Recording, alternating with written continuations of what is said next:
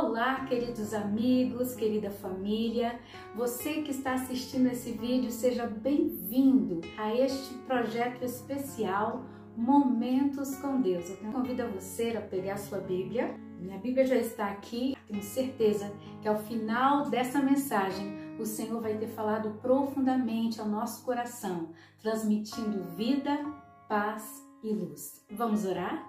Querido Pai, obrigado pela dádiva da vida e pela Bíblia contidas as tuas palavras. E nesse momento queremos pedir que o teu Espírito venha falar ao nosso coração, para que sejamos iluminados com a tua palavra, em nome de Jesus. Amém.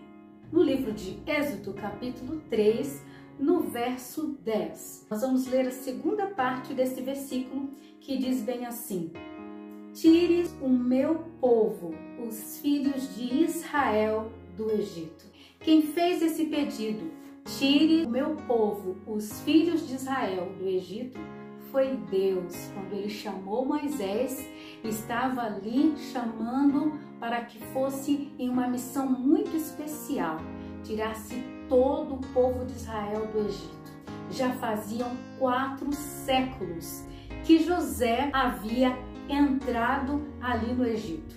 Mas depois de ter morrido, entrou um novo rei que não conhecia os feitos de José e começou então a escravizar o povo de Deus.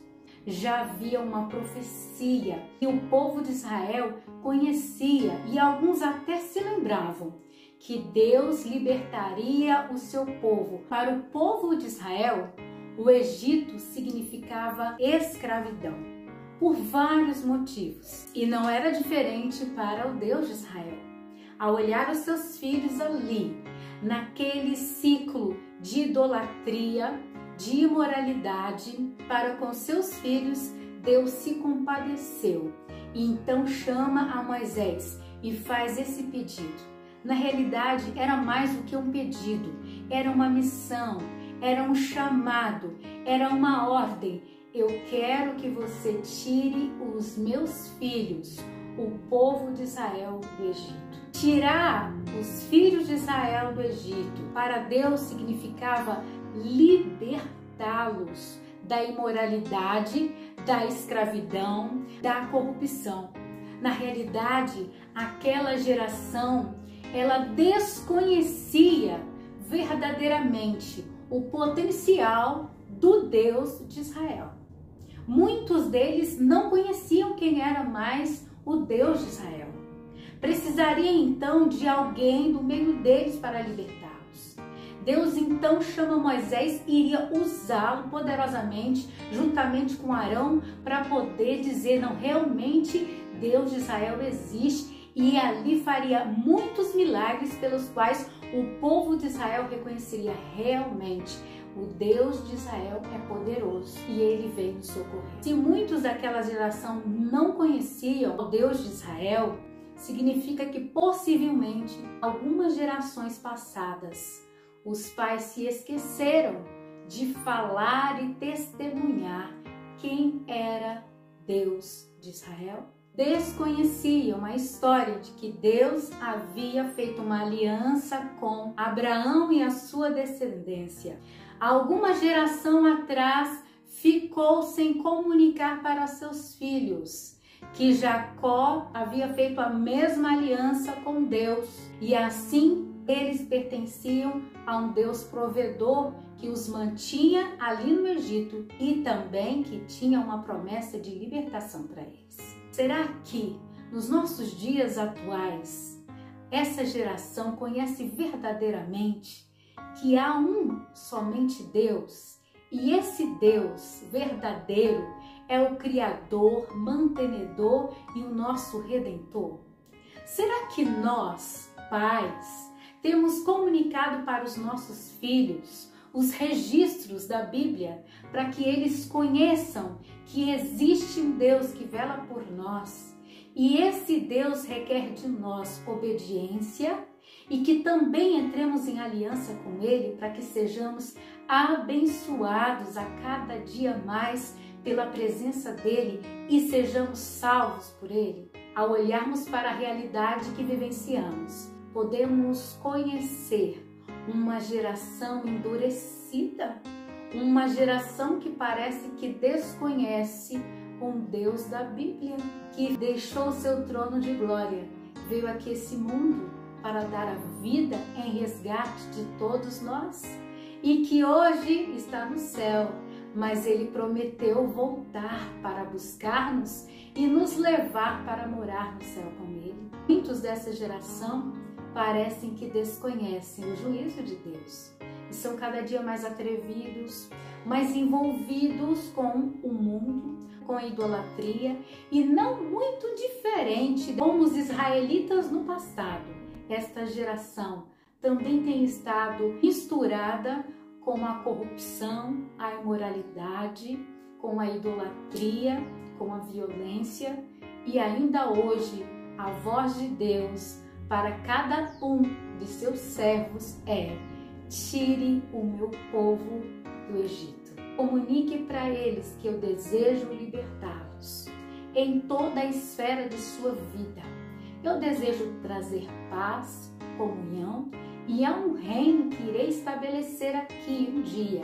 E para que eles estejam comigo, eles precisam fazer as pazes comigo e aceitar a Cristo, o único Salvador e libertador da humanidade. Voltando ao contexto do Egito, Faraó, aquele governador terrível, coração endurecido, que buscava escravizar o povo de Deus, obrigando aos israelitas que eles construíssem as extraordinárias pirâmides egípcias, fazendo todas as obras sem terem o pagamento justo, depois de tentar de várias formas aniquilar o povo de Israel ali mesmo no Egito. No livro de Êxodo, capítulo 8 e 10, nós vemos alguns versículos que evidenciam que Faraó estava querendo prender o povo ali no Egito. Adorem por aqui mesmo, outra hora. Não vão para muito longe, fiquem perto do Egito. Deixem seus filhos aqui. Deixem seus bens, seus rebanhos e gados. Assim vocês terão motivos para voltar para o Egito. Quando nós paramos para comparar o que aconteceu há muitos anos atrás, nós deparamos com uma realidade tentadora. Muitas coisas à nossa volta nos atraem para este mundo.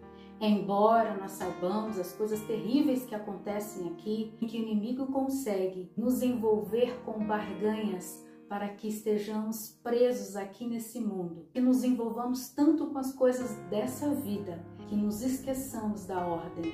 A ordem é sair do Egito, a ordem é sair desse mundo. Quando o Faraó tentou fazer esses acordos amistosos com o povo de Israel e com Moisés, Deus disse não. E ainda hoje ele continua dizendo não, ou seja, não há nenhuma proposta que possa parecer boa diante dos olhos de Deus, que possa ser um incentivo para que nós nos apeguemos às coisas dessa vida. Quando você vai folhear a palavra de Deus, o próprio Cristo, quando percebeu a presença do Faraó, que na realidade era o inimigo, representante deste mundo, ele disse: aí vem o príncipe deste mundo e eu nada tenho a ver com ele. Ele não tem nada a ver comigo. A palavra de Deus diz: o mundo jaz no maligno. E aqui neste mundo é impossível Deus falar assim: viverão eternamente num lugar tão contaminado com a imoralidade, idolatria, perversão. Quando os valores estão invertidos, ele então olha para este mundo, realmente não há solução, a não ser que ele seja completamente transformado. Então eu levo vocês para o céu. Então a ordem para nós, assim como para os egípcios no passado, é: saia daqui. Tire o meu povo, os meus filhos, as famílias, e aceitem a Cristo como Salvador, porque quando Ele voltar, Ele os levará para o céu. Ter raízes aqui nesse mundo e concentrar todos os sonhos da nossa vida aqui neste mundo é limitar a ordem de Deus para cada um de nós, que convida-nos a erguer as nossas cabeças, a firmarmos os nossos pés e continuarmos a caminhada, esperando Cristo voltar para nos buscar. aquilo que Deus coloca nas nossas mãos como bênçãos materiais, Ele não permitirá que Satanás roube, porque aqueles que são fiéis a Deus serão honrados por Ele. Por mais que nós tenhamos um pouquinho e às vezes olhamos para um pouquinho e pensamos: Senhor, nós somos ricos, não temos nada, mas o que nós temos consagramos a Ti e o Senhor protege o que nós temos e Ele nos mantém através daquilo que nós conquistamos por causa da permissão divina. Então, aqueles israelitas não iriam sair do Egito de maneira alguma de mãos vazias. Deus não queria que eles deixassem nenhuma bênção ali no Egito. Tudo que o Senhor nos concede de bênçãos, essas bênçãos são para a nossa sobrevivência aqui, para nos manter até que nós possamos encontrar com Jesus e poder vivermos com Ele lá no céu, onde jamais teremos falta de nada. Isso nos dá esperança, nos enche o coração, nos motiva a perseverar, mesmo que o salário que você receba não seja aquele que de fato você merece diante do trabalho, do empenho que você tenha feito, mesmo que alguém tenha tentado explorar aí a sua inteligência, a sua força física, é bom saber que o Senhor Deus deseja honrar você, a sua família, com bênçãos eternas. Isso não refrigera o nosso coração de esperança, que Ele é justo e Ele fará justiça pelos seus filhos aonde quer que eles estiverem, e também nos ajuda a compreender como Deus faz questão de que nós, como seus filhos, sejamos fiéis a Ele em praticarmos a justiça para com o nosso próximo.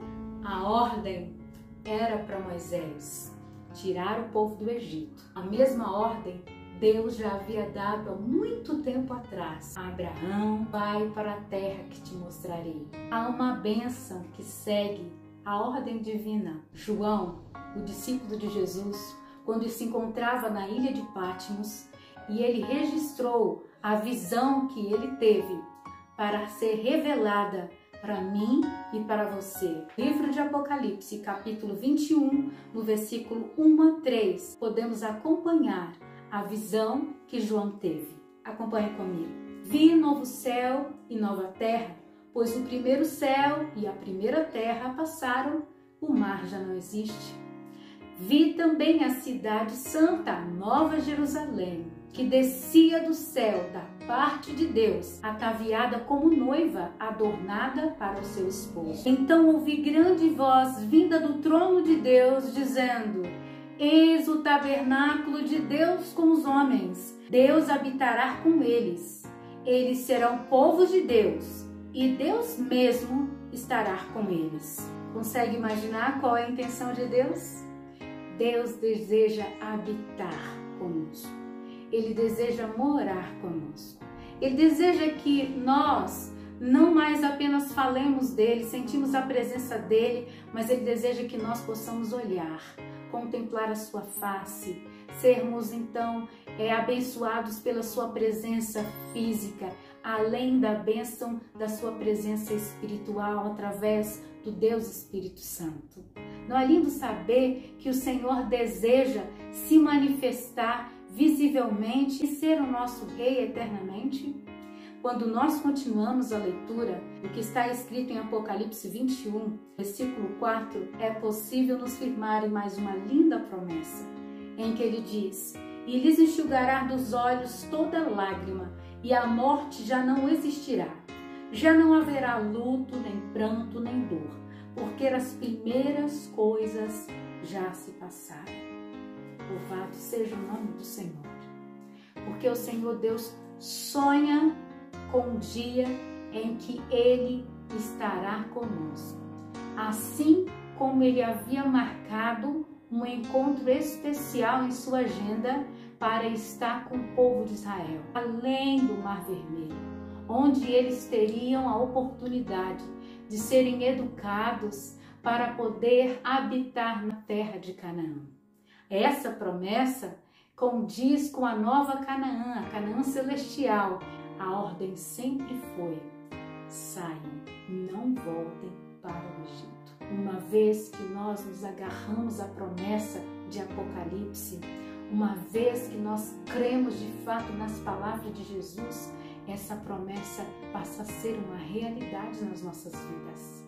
Retroceder jamais. Quando nós continuamos a refletir na história do povo de Israel, na grande libertação, sair do Egito, ver o mar se abrindo, aqueles soldados ainda perseguindo eles, e o Senhor Deus protegendo com uma coluna de fogo durante a noite e uma nuvem para refrigerá-los durante o dia, emperrando as carruagens dos egípcios no meio daquele mar, para que eles não pudessem alcançar os israelitas. Como Miriam e as mulheres, nós encontramos motivos para louvarmos ao Senhor. Quando o mar se fechou, houve uma grande derrota para aqueles algozes que escravizavam o povo de Israel. Com mão forte e poderosa, o Senhor havia feito grandes maravilhas até ali. Quando eu peguei a minha Bíblia para poder refletir sobre o que havia acontecido após toda a jornada pelo deserto, se eles de fato alcançaram a terra prometida, algo no mapa da minha Bíblia que me chamou a atenção. 12 tribos de Israel que haviam saído do Egito, elas haviam chegado até as margens do Rio Jordão. Quando eu olhei o mapa da minha Bíblia para poder conhecer o território ocupado pelos israelitas, algo me chamou a atenção. Lembra da ordem de Deus? Tire o povo do Egito, passem o Rio Jordão. Por que 2,5 tribos haviam ficado da além do Jordão e não haviam tomado posse juntamente com as outras tribos ao atravessarem o Jordão? No livro de Números, capítulo 32, nós podemos acompanhar o desfecho dessa história. Aqui nós lemos assim: os filhos de Ruben, os filhos de Gade, tinham gado em muitíssima quantidade, e viram a terra de Jazer e a terra de Gileade, e eis que o lugar era lugar de gado. Vieram, pois, os filhos de Gade e os filhos de Ruben e falaram a Moisés. Continuamos no versículo 4. A terra que o Senhor feriu diante da congregação de Israel é terra de gado, e os seus servos têm gado. Disseram mais: se achamos mercê aos seus olhos, dê-se essa terra em possessão aos teus servos, e não nos faças passar o Jordão. Porém Moisés disse aos filhos de Gade e aos filhos de Ruben: irão vossos irmãos à guerra e ficarei vós aqui? Por que, pois, desanimais o coração dos filhos de Israel para que não passem a terra que o Senhor lhes deu? Assim fizeram os vossos pais quando os enviei a Cades Barneia a ver esta terra. Chegando eles até o vale de Escol e vendo a terra, desencorajaram o coração dos filhos de Israel. Quando os israelitas eram divididos em 12 tribos, a tribo de Rubens, a tribo de Gade, olharam para a terra da além do Jordão e contemplaram a terra como sendo um lugar ideal para eles, que eram proprietários de gado. Então eles conversaram entre si e foram os representantes, os príncipes, os responsáveis por aquelas tribos, até a Moisés para poder pedir a parte deles da herança. Ainda não tinha sido repartido das partes por herança, até mesmo porque eles ainda não se encontravam no território determinado por Deus. Aquela área toda havia sido conquistada pelos israelitas porque Deus havia lutado por eles. Mas o lugar onde Deus queria que eles morassem era além do Jordão. Por isso estavam ali à margem do Jordão, esperando a ordem divina para atravessarem o Jordão. Por favor, não nos faça passar o Jordão. Quando Moisés ouviu aquele pedido, ele levou um susto, porque ele havia presenciado uma grande rebelião há 40 anos atrás, e por causa daquela rebelião, eles tiveram que rodar, dar a volta durante 40 anos pelo deserto para chegarem ali da além do Jordão. Havia uma grande expectativa deles atravessarem o Rio Jordão e tomarem posse da terra prometida para todos sempre e viverem felizes, sem guerra e em paz, protegidos, porque Deus estaria os protegendo. Ali então, Moisés começou a lembrar aquelas duas tribos que havia acontecido há 40 anos atrás. Aconteceu com seus pais. Eles se rebelaram contra Deus e o Senhor puniu eles. E eles não poderão adentrar na terra de Canaã porque se rebelaram contra Deus. Por favor, se pudéssemos traduzir a agonia de Moisés naquele momento, talvez seria de fato ele pedindo: por favor, fale baixo, não deixe Deus escutar isso, porque houve uma tragédia. Os filhos de Israel pereceram em grande quantidade porque se rebelaram diante de Deus. Deus falou para eles que deveriam marchar e tomar a posse da terra 40 anos atrás, mas eles teimaram diante de Deus e vocês estão repetindo isso.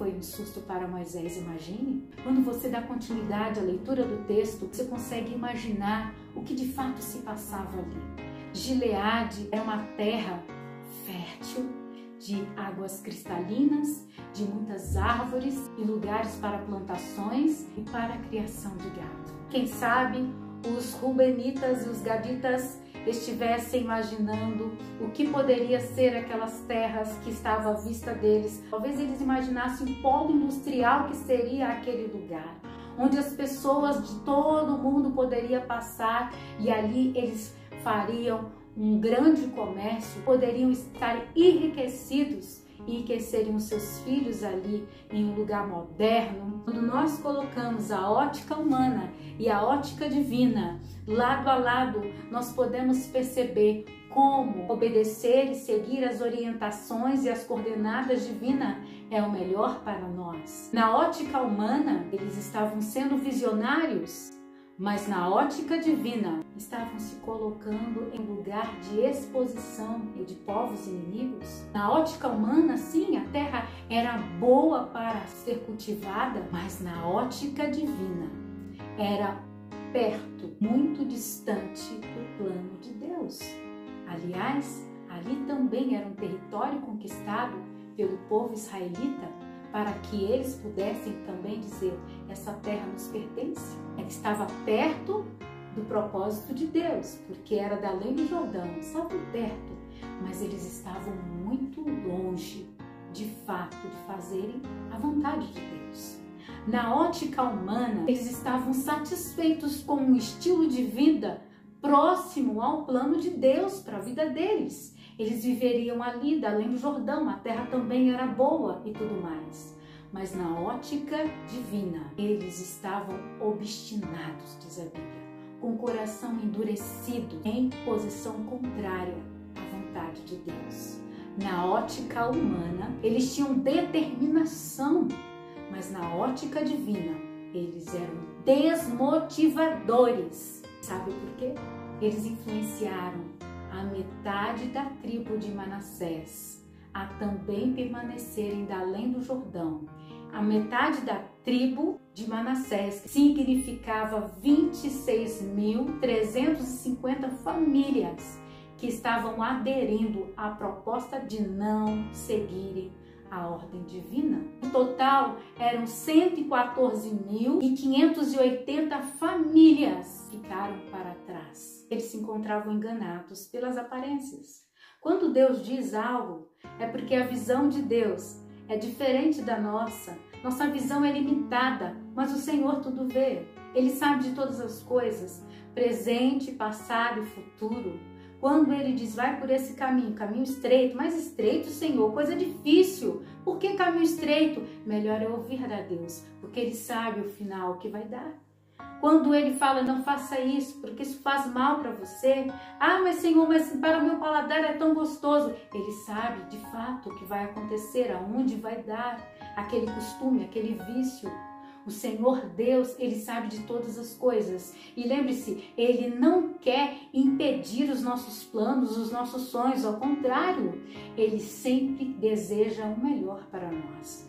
E o melhor para aquelas pessoas, para aquelas famílias, era passar o Jordão. Imagine que elas estavam, assim como muitos hoje na atualidade, e estão iludidos pelo mundo da aparência, pelos sonhos da moda, pelo mundo da mídia, pelo mundo do capitalismo, pelo mundo dos vícios. E de fato é um mundo de aparência, que na realidade é um mundo minado de guerra, sofrimento, em que a própria natureza está gemendo, sofrendo pelo caos. É um mundo minado onde a decadência e a imoralidade contamina o ser humano como uma tsunami, tomando um território, transformando pessoas naquilo que não é o propósito divino. O mundo sendo sustentado pela aparência. O Senhor Deus deseja largar a nossa visão espiritual, para que possamos perceber o quanto o inimigo tem cegado os nossos olhos, para que não vejamos o mundo de destruição que ele tem a propor para nós e para as nossas famílias. Ele tem usado de todas as formas para poder tirar as forças físicas, emocionais, para que não tenhamos discernimento espiritual, ouvir e atender a voz de Deus. A escritora Ellen White, no seu livro Fundamento Lar Cristão, página 118, diz assim: Satanás tem trabalhado continuamente para obscurecer as glórias do mundo futuro e atrair atenção para as coisas desta vida. Ele tem procurado arranjar as coisas de tal maneira que nosso pensamento, nossas ansiedades e nosso trabalho sejam totalmente empregados em coisas temporais, para que não vejamos nem reconheçamos o valor das realidades eternas. O mundo e as suas preocupações têm ocupado um lugar importante, enquanto Jesus e as coisas celestiais têm tido pouquíssimo espaço em nossos pensamentos e em nossas afeições. Quando Moisés começou a lembrar aqueles príncipes o que havia acontecido no passado, ele queria alertá-los. Este é o momento de vocês quebrarem o ciclo que começou com os seus pais no passado, quando eles se rebelaram contra Deus. Esse é o momento de vocês deixarem passado hereditário e começarem uma nova vida do outro lado. Em Hebreus, no capítulo 10, versículo 36, nós encontramos um apelo de que nós temos a necessidade de perseverar. Nós devemos prosseguir rumo ao nosso alvo, porque nós estamos indo encontrar Jesus, não é mesmo? Nós não podemos perder a fé. Precisamos praticar a fé e jamais abandonarmos o assim diz o Senhor e repetir o que a nossa geração passada deixaram de fazer ou fizeram, que era totalmente contrário à vontade de Deus. Quando aqueles homens diziam para Moisés: nós edificaremos aqui, eles estavam demonstrando uma resistência negativa.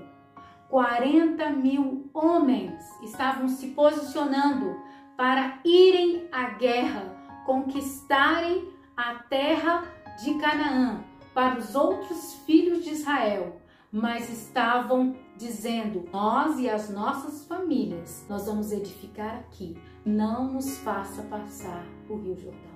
Sabe o que isso significa? Que às vezes nós conhecemos a palavra de Deus, experimentamos a palavra de Deus, temos uma experiência maravilhosa do arrependimento profundo que Jesus pode promover, perdoando os nossos pecados. Contemplamos milagres de Jesus nas nossas vidas e na vida das pessoas. Nós acabamos rejeitando aquilo que o Senhor tem a mais para nós. Você lembra da parábola dos 10 leprosos? 9 daqueles leprosos seguiram o seu caminho, a sua vida, quando perceberam que o seu corpo havia sido curado, que de fato Jesus havia feito um milagre na vida deles. Acreditavam que não precisavam de mais nada, que a cura física era tudo o que eles precisavam para retornarem para a sociedade, para voltar para o trabalho, para voltarem às suas relações sociais, para estarem no meio do povo, na igreja, adorando. Mas eles se esqueceram que além da cura física, eles precisavam de retornar a Jesus, porque Jesus tinha algo a mais. O ritual de purificação que os sacerdotes faziam ao verificar que a pessoa havia sido verdadeiramente curada durava cerca de 8 dias, evidenciando de fato que aquela pessoa havia sido curada. Possivelmente Jesus tenha ficado 8 dias ali esperando que aqueles homens retornassem, porém eles não retornaram para Jesus. Apenas um, quem sabe, tenha pensado assim: para onde eu vou? Os israelitas não me recebem, os samaritanos desconhecem o Salvador. Eu o encontrei, então eu vou retornar para Cristo. E não existe outro lugar melhor do que estar aos pés de Cristo quando ele retornou para Jesus. Jesus então olhou para ele e disse: cadê os outros 9? Ele disse: não, Senhor, somente eu vim. E ele disse assim: vai, a tua fé te salvou. Ele estava querendo dizer assim: os 9 foram embora, curados fisicamente, mas perderam a oportunidade de receberem a salvação por meio de Cristo Jesus. Jesus ficou triste, sabe por quê? Porque aqueles 9 homens limitaram o seu milagre. Ele ainda não havia concluído a boa obra. E a palavra do Senhor declara que tudo que o Senhor faz é completo, é perfeito. Então não há obra incompleta. E isso quer dizer que nós não devemos limitar a obra de Deus em nossas vidas. Se Ele fez algo por nós, Ele continuará fazendo.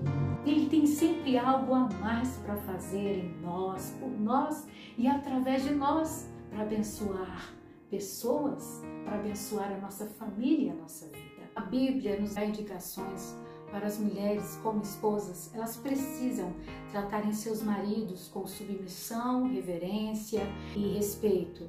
Não significa que elas precisam se submeterem quando eles estão fazendo algo que se encontra ao contrário da vontade divina. Elas podem continuar sendo respeitosas e reverentes aos seus esposos, mas manifestarem as suas opiniões. Naquele momento em que aqueles homens estavam dizendo: nós iremos para a batalha, conquistaremos, mas os nossos filhos e as nossas esposas ficarão aqui nos esperando, elas poderiam se manifestarem, poderiam dizer: Moisés, nós queremos passar o Rio Jordão. Nós queremos que os nossos filhos se encontrem do outro lado, assim como as demais famílias. Nós não queremos ficar aqui. Por favor, Moisés, faça com que nós passemos o Rio Jordão. Mas eu não vejo manifestação das mulheres falando com Moisés, pedindo para ir. Às vezes eu penso, assim como muitas mulheres hoje se calam diante de algumas colocações de seus esposos, talvez equivocadas e ao contrário da vontade do Senhor, algumas se unem em fazer algo contrário à vontade do Senhor por medo ao autoritarismo e perdem de fato a oportunidade de obedecerem, honrarem a Deus e ainda testemunharem para seus esposos. Ali, aquelas mulheres estavam abrindo mão do direito da herança do outro lado da lei do Jordão. Penso, será que talvez aquelas esposas e mães tenham também se deslumbrado e começado até, quem sabe, influenciar os seus esposos a edificarem ali da além do Jordão, talvez cansadas de vaguearem pelo deserto, deixaram de acreditar na palavra divina e preferindo acreditar e seguir aí alguns conceitos humanos. Podemos pensar e conversarmos com Deus sobre o que Ele quer de nós como esposas e mães. E também os homens, como deixariam suas esposas ali, correndo risco por as suas próprias vidas em guerrear e conquistar um território que eles não iriam tomar posse, deixando as suas esposas, os seus filhos para trás, privando a sua família de poderem estar ali adentrando juntamente com os demais israelitas dentro do território onde Deus queria que todos tomassem posse. Também temos a oportunidade de refletir como esposa, como marido. Diante de Deus, nós temos uma responsabilidade, porque a ordem ainda é: tirem o meu povo do Egito. Às vezes nós, como pais, deixamos de pintar o céu para os nossos filhos, enquanto poderíamos implantar os nossos filhos o desejo de também ir para o céu. Crianças estavam também ficando da além do Jordão. Você sabe o que significa isso? Se os pais prosseguissem, elas também prosseguiriam e seguiriam os passos dos pais. Nós, como os pais, ainda somos os principais exemplos para os nossos filhos. Precisamos ter mais responsabilidade quanto àquilo que nós implantamos no caráter que estamos formando nos nossos pequenos. Penso em muitos pais preocupados, desesperados com seus filhos, começam até a dizer: eu entrego para Deus, não quero mais ter preocupação. E eu imagino Deus ainda neste tempo de graça, para mães, para pais, Deus devolvendo o filho dizendo: não, perdão, você ainda pode encaminhar os seus filhos para o céu. A responsabilidade ainda está nas tuas mãos. Você ainda pode testemunhar para os seus filhos. E como o Senhor, Ele, através da sua palavra, tem ensinamentos de como nós podemos encaminhar os nossos filhos para o céu. Na realidade, há uma promessa bíblica. Ensina a criança no caminho em que se deve andar, e quando for velho, ele não se desviará dele. Às vezes na adolescência, na juventude, ele pode até escolher os descaminhos dessa vida, mas em um momento certo, o Senhor pode acolher aquele filho afastado e trazê-lo próximo de si. Sabe por quê? Porque ele tem registros de uma mãe, de um pai, que dedicaram a vida inteira para poder educar e encaminhar aquele filho a Cristo. Assim como Moisés clamou àquele povo israelita que relembrassem do passado dos seus pais, quando foi-lhes dado a oportunidade de contemplarem aquelas uvas trazidas da terra prometida. Precisavam de 2 homens para carregarem um cacho de uva. Eles trouxeram frutos daquela terra e viram que aquela terra era especial, mas o espírito de rebelião fizeram com que os seus corações se fechassem contra Deus.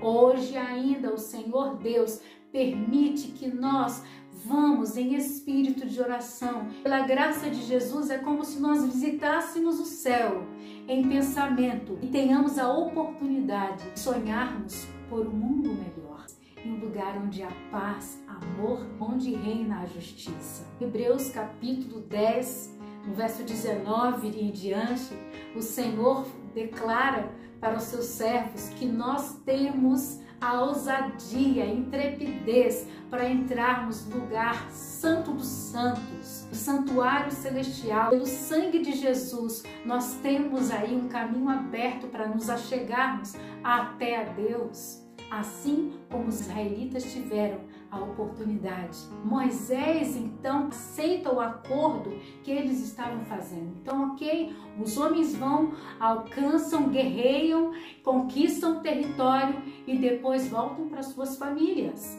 Nós achamos que o Senhor aceita tudo, mas na realidade nós estamos vivendo em tempo de graça. E em tempo de graça, a tolerância divina está a nosso favor, para que em algum momento oportuno nós tenhamos um encontro pessoal com Cristo e possamos decidir ficarmos na presença do Senhor. Por isso creio que Moisés os permitiu. Tudo bem, vocês poderão passar o Rio Jordão. Tudo bem, acordo aceito. Na realidade, eles teriam várias experiências e quem sabe poderiam ainda mudarem de ideia, retrocederem, buscarem as suas famílias e estarem ali tomando posse junto aos outros israelitas dentro de um território que o Senhor queria que eles tivessem.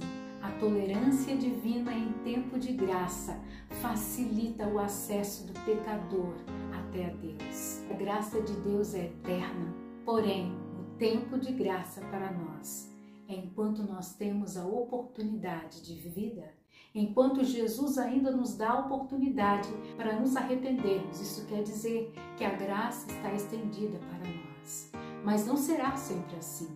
Você se lembra da parábola das bodas? Quando aquele homem adentrou ao banquete das bodas e ali juntamente com os outros convidados se banqueteava tranquilamente. Quando o Senhor da festa contemplou aquele homem que não estava vestido adequadamente, perguntou: quem é que permitiu que esse homem entrasse aqui na minha festa com essa roupa indigna? Naquele momento, aquele homem não sabia responder. Os guardas que estavam na porta também não responderam. Quem é que tinha facilitado a entrada daquele homem ali? Quando nós comparamos essa parábola no que está escrito em Mateus, no capítulo 22, com o livro de Lucas, no capítulo 14, nós encontramos que o Senhor da festa era o mesmo. Em um tempo, ele permitiu que aquele homem adentrasse, mas no outro tempo ele disse: agora era hora de sair. E lá fora há sofrimento e ranger de dentes. Ou seja, em tempo de graça, o próprio Senhor permite-nos que tenhamos acesso à graça divina. Mas quando nós rejeitamos a graça divina, esse próprio Senhor julgará a cada um de nós e considerará cada um segundo as suas obras. E isso nos leva a considerar aquilo que nós temos feito com a graça de Jesus em tempo de graça. Os homens de guerra e também pais de família puderam contemplar o rio formando um grande paredão e contemplaram ali quando a Arca da Aliança estava sendo carregada pelos sacerdotes, parando no meio do Rio Jordão, quando as 12 pedras foram tiradas, erguendo um monumento ali para que as gerações lembrassem que o Senhor Jesus havia aberto o Rio Jordão para que eles pudessem atravessar.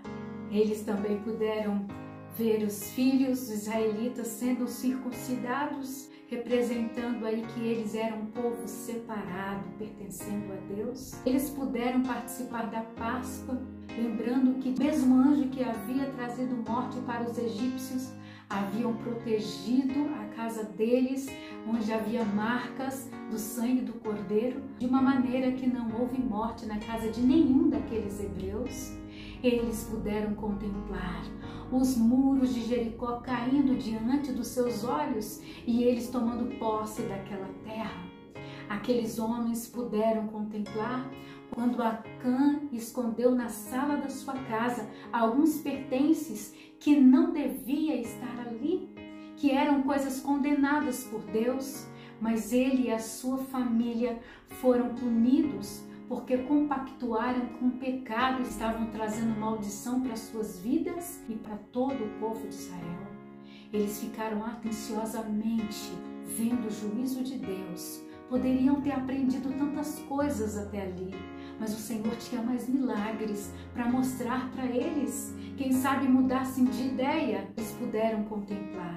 Os gibeonitas tramando, querendo se unir com o povo de Deus, porque sabiam que era um povo protegido, eles queriam estar junto do povo de Deus, junto dos israelitas, por isso tramaram que estavam vindo de uma terra distante, enquanto moravam ali bem próximo da terra de Canaã, mas eles mesmo assim queriam ficar além do Jordão. Quando Josué orou e o sol e a lua se deteram, ou quem sabe a própria terra se deteve, para que o dia ficasse maior e eles pudessem lutar tomando posse das terras prometidas por Deus. Eles puderam contemplar quando Israel se ajuntou e ali então renovaram a aliança do povo com Deus. Eles contemplaram tantas vitórias, conquistaram todo o território além do Jordão. Chega um momento em que Josué reúne aqueles homens e começa a despedi-los para retornarem para suas famílias que ficaram além do Jordão. Não houve nenhum milagre ali naquela hora. O Rio Jordão não se abriu novamente para que aqueles homens retornassem para suas casas. Muito provável que eles tiveram que construir suas próprias embarcações para retornarem pelo Rio Jordão. Creio que os milagres são os meios pelos quais temos a oportunidade de conhecer e tomarmos posse da graça maravilhosa de Jesus. A gravidez é um milagre, mas o aborto não é um milagre. O casamento é um milagre, mas o divórcio não é um milagre. Nós encontramos aí a cura como um milagre. Os costumes que fazem mal à saúde não são milagres. Muitas das vezes nós ainda não conhecemos os milagres que Jesus tem disponibilizado para nós. Precisamos de reconhecer os milagres, diferenciá-los daquilo que de fato não é milagre, apenas tolerância de um Deus misericordioso em tempo de graça. Logo ao chegarem do outro lado, encontrarem suas famílias, eles então começam a construir um altar que se pareça com o altar que foi construído ali na terra de Canaã, onde todos os israelitas poderiam adorar. E quando souberam disso, os representantes daqueles israelitas tiveram que navegar e ir até eles para admoestá-los contra a idolatria, a imoralidade. Mas sabiam eles dos riscos que aquelas famílias além do Jordão corriam por estarem muito expostos às tentações, à imoralidade, estavam muito mais expostos à idolatria e também a se tornarem escravos dos povos inimigos. Deus tem uma mensagem de advertência com essa história para mim e para você.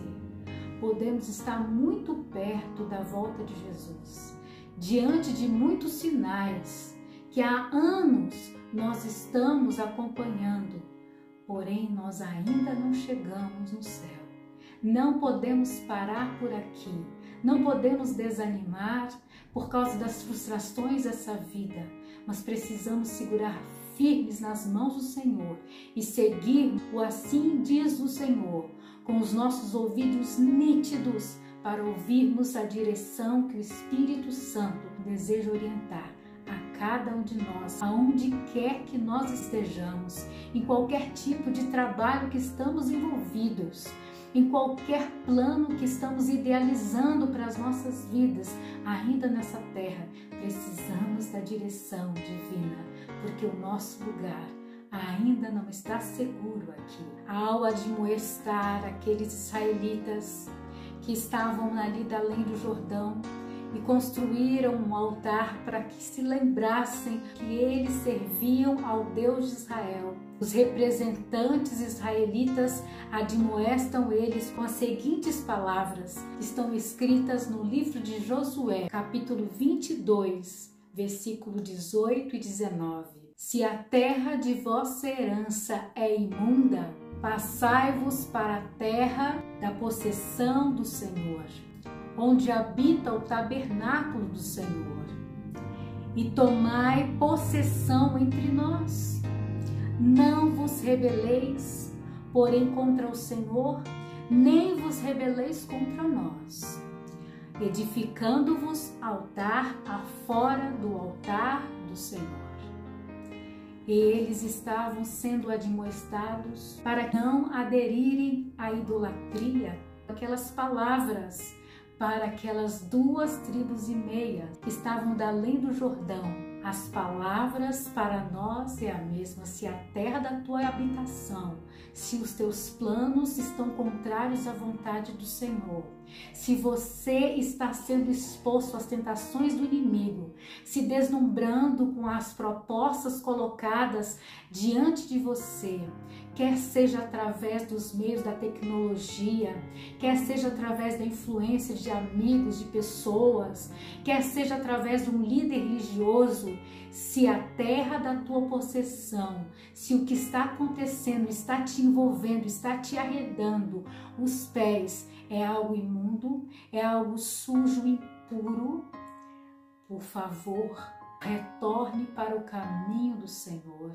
Ouça a voz do Espírito Santo, esteja onde o ciclo da proteção divina, que é na presença do Senhor. O grande conflito é tão intenso e é tão terrível, e nesses últimos dias Satanás está tão irado, nesse tempo de oportunidade e graça, porque ele sabe que a graça de Jesus está disponível para todo ser humano.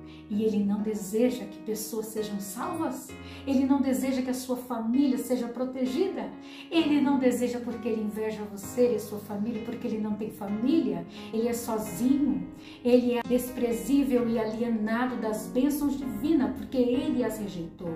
Ele não pode gerar, ele tem inveja das mulheres, por isso tem colocado fardos tão pesados sobre as mulheres, para que elas possam perder o fixar de seus olhos da graça, para que elas estejam tão cansadas e sobrecarregadas que não consigam ouvir o apelo divino de Jesus, dizendo: vinde a mim, porque eu tenho um alívio para dar a vocês. Ele consegue colocar tanta ostentação, tanto sonhos para este mundo, na vida dos jovens, das crianças, dos homens, e colocado fardos e exigências tão pesadas para que essas pessoas percam as oportunidades de apenas se agarrarem aos braços de Jesus e esperar a sua volta. Nós precisamos de muito pouco, queridos. E esse muito pouco para nos manter até a volta de Jesus tem sido cada dia colocado em nossa mão em gotas, porque o inimigo tem dificultado limitado, tem colocado barreiras entre nós e Jesus. Se não é pelo sangue de Jesus e pelo poder de Deus na nossa vida, nós jamais conseguiríamos nos aproximar e sermos salvos pela graça de Jesus. Mas Ele batalha por nós, Ele quer salvar as nossas vidas, as nossas famílias. Por isso precisamos de continuar e não pararmos e não limitarmos as bênçãos do Senhor aqui nesse mundo, porque Ele tem mais para nos dar pela vida eterna. Quando a cidade santa descer do céu, para vocês terem uma noção de quão terrível é o grande conflito, que mesmo tendo a vitória nas suas mãos, quando Jesus Cristo descer com a nova Jerusalém para tomar posse e purificar esse lugar com fogo e enxofre, Satanás irá se levantar. Haverá a segunda ressurreição, segundo diz a Bíblia, o livro da Revelação, Apocalipse, e muitos daqueles terríveis homens que lutaram, destruíram as pessoas no passado, se unirão a Satanás e vão querer destruir e tomar posse da cidade santa. Ela descerá murada, significando proteção em Jesus eternamente, e já não mais sofreremos nenhum risco e Satanás não mais nos causará medo e nem terror. Por isso nós precisamos de clamar a Cristo proteção para hoje. Precisamos de estar no ciclo de proteção para hoje, guardados na presença de Jesus e dizendo: Senhor, quero estar contigo até que o Senhor volte. Se o Senhor me indicar ir por aqui, eu quero seguir por aqui. Então somente a palavra do Senhor eu quero seguir. Como diz a Bíblia, nem se vem um anjo trazendo um outro evangelho, não siga, porque a única palavra, a verdadeira palavra do Senhor, as coordenadas do Senhor estão na Bíblia. E quando Ele coloca: siga os meus mandamentos, esteja sob o ciclo de proteção, coloque a sua família para caminhar junto comigo, Ele quer dizer: a salvação é de graça para você, mas ela custou um preço imensurável, que é a vida de Cristo Jesus. Vale a pena, queridos, não desistirmos agora e continuarmos sob a proteção divina. Tire o meu povo do Egito, não fiquem aqui. O Egito ainda significa escravidão, imoralidade, perversão dos valores morais. E o Egito hoje é este mundo. Precisamos estar com o povo que segue a palavra do Senhor. Se é o teu desejo continuar a seguir a sua vida sob a direção de Cristo, juntamente com a sua família, se você é jovem, se você tem filhos, se você é um esposo que deseja que a sua família seja envolvida nos muros de anjos com espadas de fogo, este é o momento oportuno de pedir a Deus: Senhor, me guie nos caminhos eternos, porque eu quero morar no lugar que o Senhor preparou para mim e para a minha família. A eternidade está diante de você, mas ainda não está debaixo dos seus pés. O céu está diante de você, mas ainda não está debaixo dos seus pés. A terra, a nova Canaã, está diante de você, mas ainda não está debaixo dos seus pés. Por isso não é o momento de parar. Você deseja continuar? Eu desejo continuar. O meu esposo deseja continuar. Os meus filhos desejam continuar. E eu convido a você para juntos declararmos em oração para o nosso Pai Celestial: Senhor, nossas forças são poucas, mas nós tomamos posse das suas forças para que o Senhor nos ajude a não desistirmos, mas antes tomemos posse da graça de Jesus para viver eternamente num mundo purificado, transformado, em que Cristo reinará sobre nós eternamente. Em nome de Jesus. Diga aí de todo o coração: eu tomo posse dessa bênção. Em nome de Jesus. Que Deus te abençoe.